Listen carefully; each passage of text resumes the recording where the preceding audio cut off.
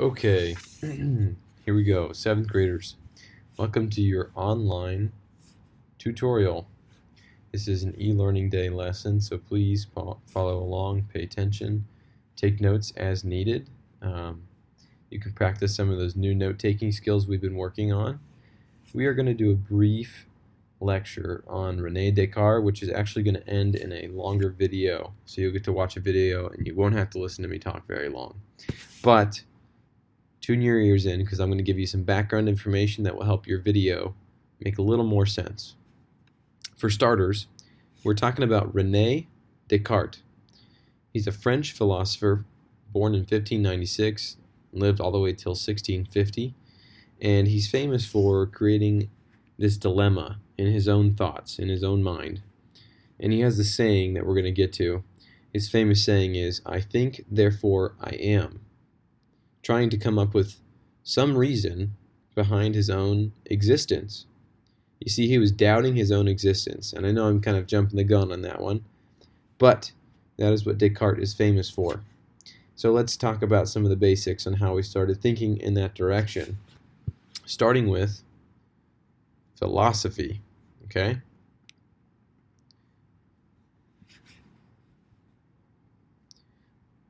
Descartes believed that philosophy settled nothing. It's just continual debate. They never really settle on any answer. And then when you add in the Reformation, which kind of debunked or myth-busted some of the Catholic Church's doctrinal issues, he started questioning religion altogether. Can he even trust theology? Can we even trust our own senses? Okay, he started questioning whether his sense of smell and sight and feeling were things that he could trust when it came to the facts of life. Okay, so he's trying to figure out, what is life? How can I even figure out what to believe? Here's an example. You'll notice it looks like we're in a boat, and you can see there's a horizon, there's some clouds. This is from a famous movie called The Truman Show, and if you look carefully, there's some stairs, but if you were to look at it head on, you wouldn't notice those stairs because of the painting. And so in a way, your eyes are deceived, and that's the exact point that Descartes is trying to get at. Sometimes our eyes play tricks on us. This is the main character, Truman, figuring out that there's in fact a wall. It's not the horizon at all. Okay. Another movie that is popularly referenced is The Matrix.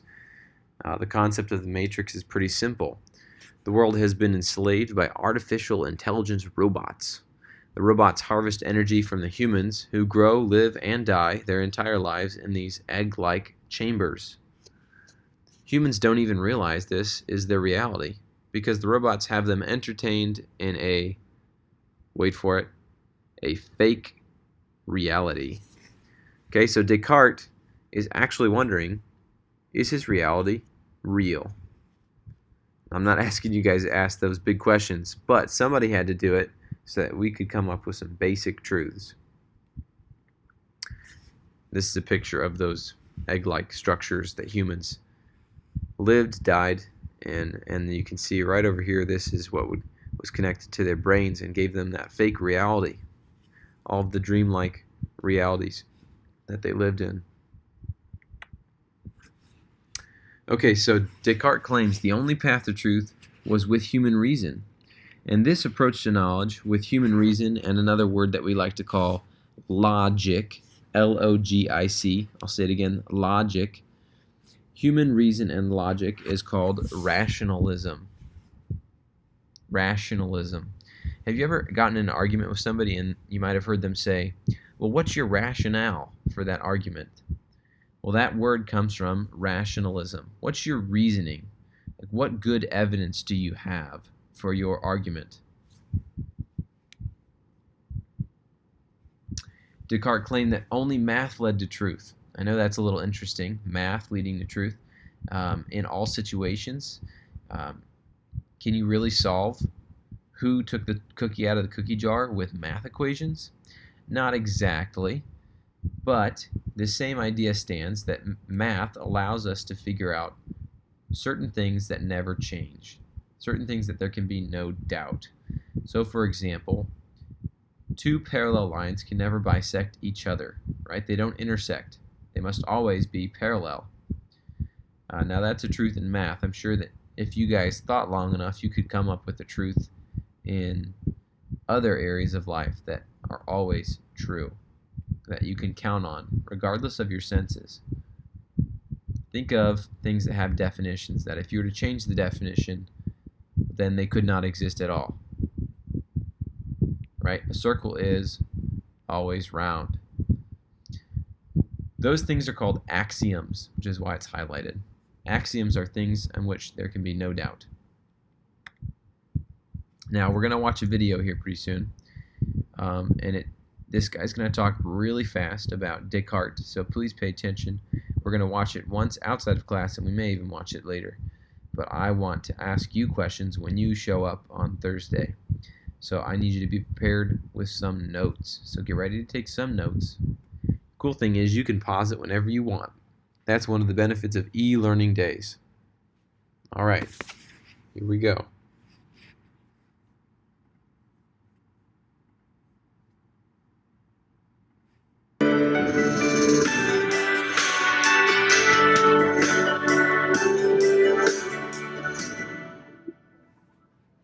Last time we talked about Plato and his belief that the ordinary reality of the material world is only a shadowy approximation of ultimate reality. Socrates, meanwhile, who was widely believed to be the wisest man in Athens, fretted about how little he knew. Philosophers spend a lot of time obsessing about knowledge, wishing they knew more, and worrying that they're wrong about what they think they know. They even, if you remember from the first episode, have a fancy name for the study of knowledge: epistemology. The philosopher who gets the gold star for taking this how do I know what I know paranoia to astonishing levels is the early modern philosopher, scientist, and mathematician René Descartes. When you watch The Matrix, you should congratulate the Wachowskis for giving us such a great sci-fi adventure story. But you should also remember that the archetype of the story actually has its roots all the way back in the writings of Descartes in the early 1600s. For a story like The Matrix to get off the ground, the audience has to be willing to entertain some level of skepticism. And a skeptic is someone who questions whether it's possible to know anything with certainty. And Descartes was the Mac Daddy of all skeptics. He was so skeptical we named a form of skepticism after him, Cartesian skepticism. Why was Descartes so skeptical? Well, he realized that many of the beliefs he used to hold were actually false.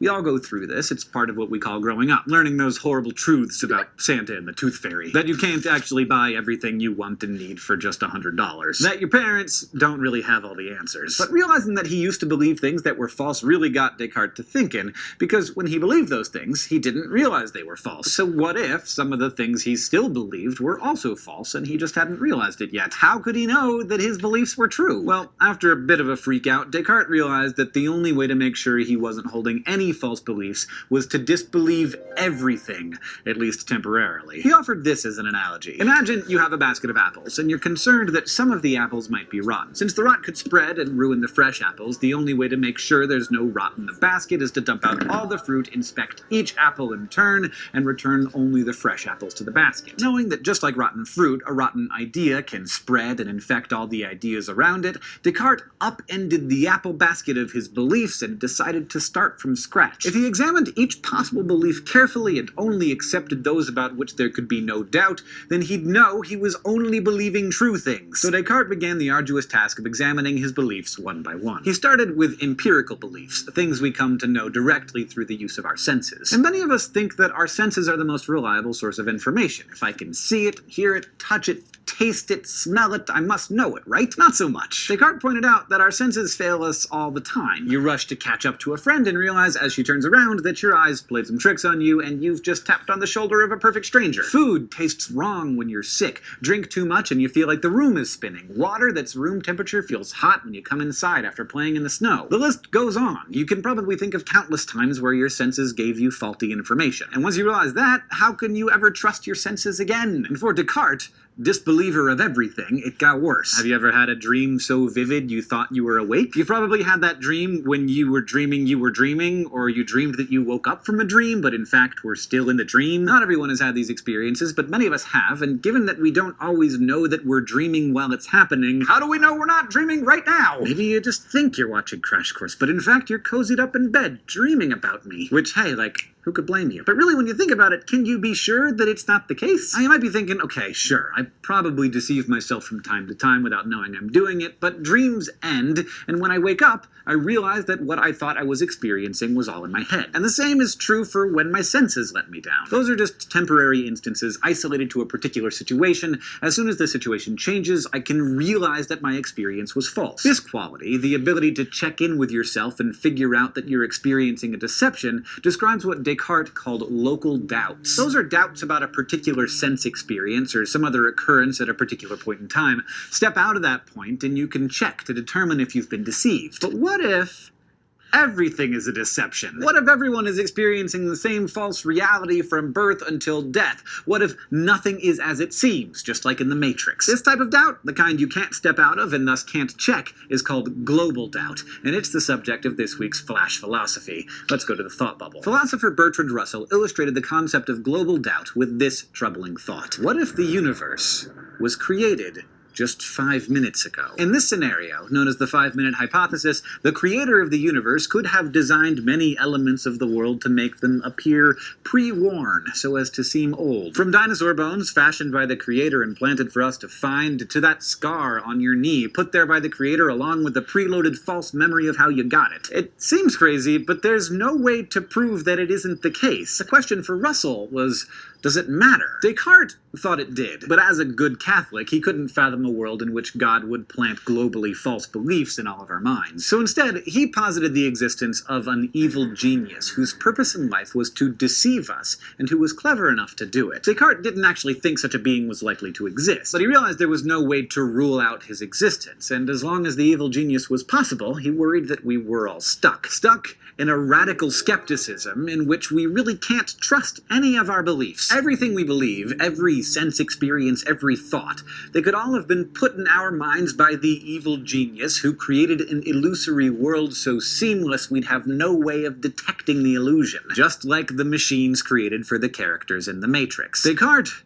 was at the point of despair, but then he realized something. He had cause to doubt everything. Everything except the fact that he was doubting. He knew he was doubting. He could be sure of that. And if he was doubting, then he must exist, at least as a thinking thing. After all, a doubt is a thought, and if there is a thought, there must be a thinker having those thoughts. So Descartes decided that he couldn't know that he had a body. What he believed to be his body could have been part of the evil genius's deception, but he must have a mind, or he couldn't be having these thoughts. This was Descartes' aha moment. In his book, Meditations on First Philosophy, he declared, "Cogito ergo sum." I think, therefore I am. It's one of the most famous realizations in philosophy. I cannot doubt my own existence. I can doubt everything else, but I can't doubt that I am, bare minimum, a mind having thoughts. This was Descartes' foundational belief, the first belief he put back in his apple basket. And from there, he figured he could build back up to more certain beliefs. Once he was certain that he was a thinking thing, he began examining his thoughts. And one of his most clear thoughts, what he called a clear and distinct idea, was that God exists.